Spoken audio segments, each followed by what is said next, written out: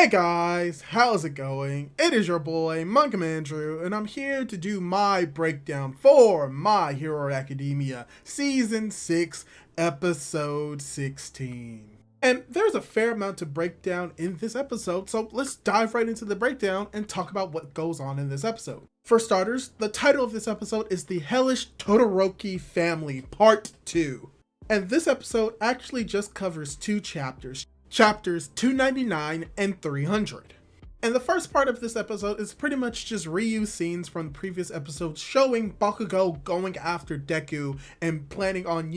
hurting him if Deku doesn't wake up from his coma.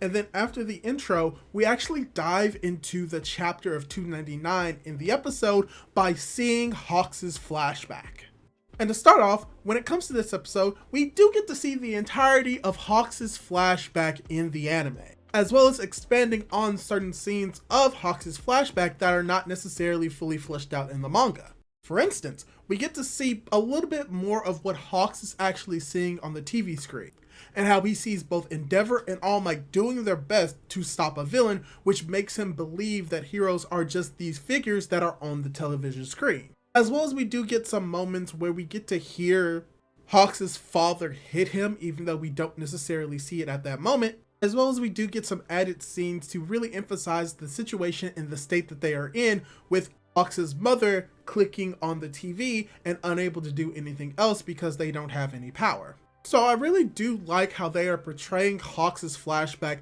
especially when it comes to how the color within his house is being used. How it's this brown, dingy color to indicate that it's very dirty and that they are very poor. We also see that in this episode that Hawks is very much treated horribly and is abused by both his father and his mother. Especially when we get an added scene that shows that Hawks was able to go out on his own and explore the city, but he was told not to and is eventually punished by his father for doing so. We do get to see the punishment in the manga, but we do not actually get to see Hawks actually go out in the manga, but we do in the anime. And let me just say, the anime does an amazing job making Keigo's father look as horrible as possible. This man is ugly, which matches his inner self, which is also ugly.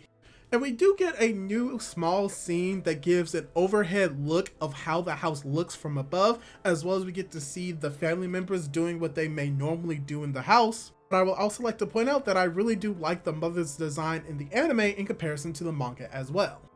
And we do get a change in the anime from what is seen in the manga. And this change derives from the moment where it's revealed that Keigo, or Hawks' father, gets arrested by Endeavor. And how in the manga, we see the depiction of the Endeavor doll coming to life and allowing for Hawks to realize that heroes actually exist. But in the anime, all that happens is that the doll begins to glow bright red as if it's on fire and illuminates a small light that encompasses Hawks in this moment. And it really brings to light,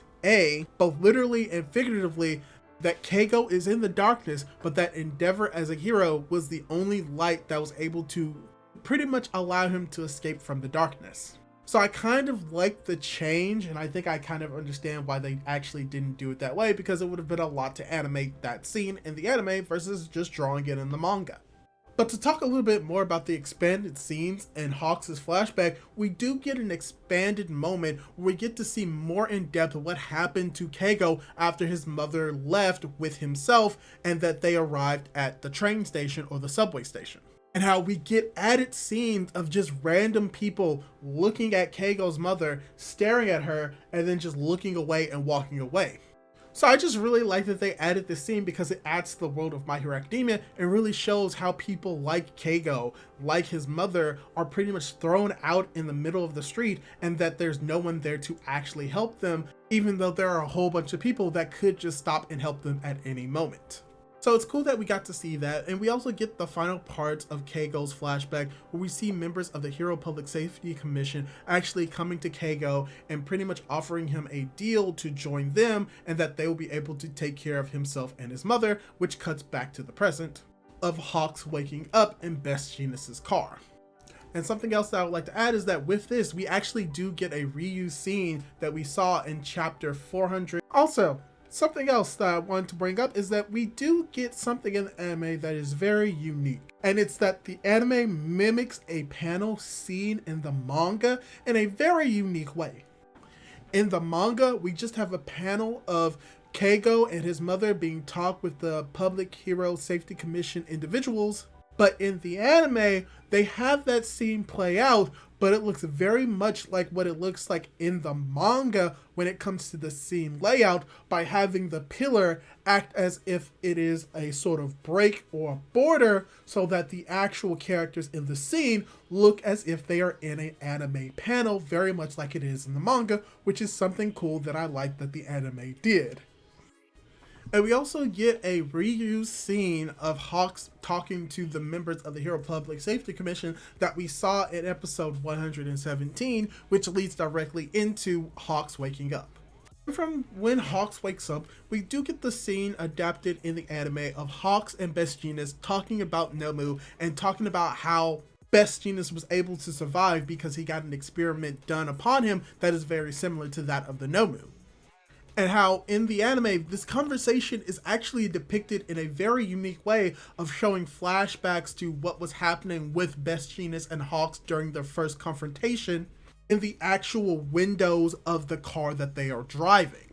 So that's a very cool thing that they really did to more or less expand on that scene and give it a little bit more flair. But they also expand upon the scene by giving a little bit more confirmation of what happened to Best Jeanist's body after Hawks delivered it to Dabi. What we get with this expanded scene is confirmation that Best Jeanist was in a suspended state, very much like the Nomu as well as Shigaraki. Which is a better understanding than what I thought it was, because I thought they would have just thrown him into a freezer.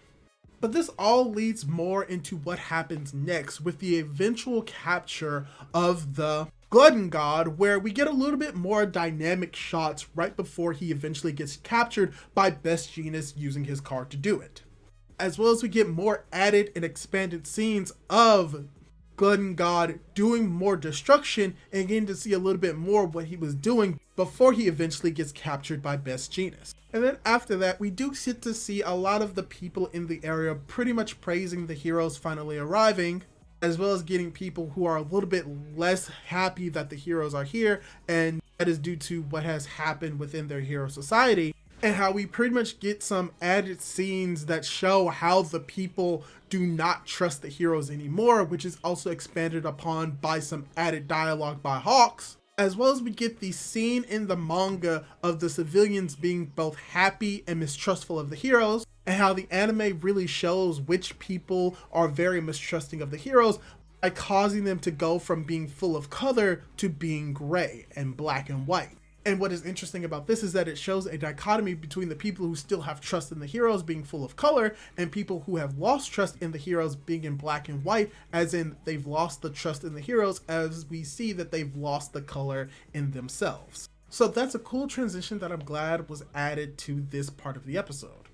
And now as we're approaching the first half of this episode, we pretty much end with confirmation of what was going on and how Dabi was able to learn about Hawks' connection and his real name. And how the anime decides to actually read out the letter from Hawks' mother instead of just having it on screen for the people to read, which is a very nice addition that I'm really glad that they added to the anime. And as we're more or less approaching the end of this entire scene where Hawks begins to realize what is going on and he begins to have a little bit more regrets about the fact that he didn't really save his mother, we most likely get to see the accident that Keiko was involved in that involved him saving a whole bunch of people's lives, as well as puts him on the radar of the Hero Public Safety Commission, and that during the scene there are some added flourishes of seeing his actual feathers flutter in the air as we end this part of this section with both Best Jeanist and Hawks having a conversation where Hawks believes that he is now a free man and that he can now do whatever he needs to do and how he's going to be helping Endeavor, with the scene ending with an image of Keiko smiling with the Endeavor doll. And something else that I would like to bring up is that in the manga, we heavily focus on Keiko's back, but that is not necessarily the case in the anime.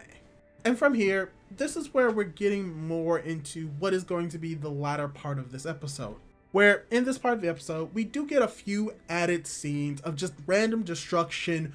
random villainy, and random looting that is not necessarily in the manga to really show how society has fallen from grace, how the incidents and the rumors involving the Nomu have really affected the people, as well as just the entirety of the incidents and the jailbreaks, which is causing more people to act more villainous. And how there is another change where we get a small flashback about how Hawks is remembering his conversation with Endeavor, and how in the manga we actually cut to a flashback of that actual conversation, but in the anime we actually cut to the USJ Nomu attack, which makes a little bit more sense because they are talking about Nomu, so it makes sense to actually show a Nomu on screen while they're talking about it. And as well as we get that change, we actually dive a little bit more into one of the incidents that happened during this time involving the Cedar Gang, which is actually expanded upon a little bit more in the anime, as we get to see the actual destruction that resulted from the Cedar Gang versus the random civilians that have the support items that they are not necessarily trained in. As we see Wash coming on the scene, realizing what's going on, still being harassed by the civilians there, and coming to a realization that he needs to start acting more like a hero in this moment. Speaking of characters that aren't acting like heroes, we also get to see that the number 9 hero actually retires, and there is a cut line of dialogue that is seen in the manga and not in the anime about how this hero, the samurai dude, all he wanted to do is actually be seen as popular and be praised by the people, which kind of takes away a little bit from his character in the anime, but it's not that big of a deal because he really wasn't that big of a character in the series anyway. Also, we finally get the more proper position for where the scene that we saw prior of the All Might statue was supposed to be, that has the sign of "I am not here" on it. As well as we do get the scene of Stain retrieving a sword,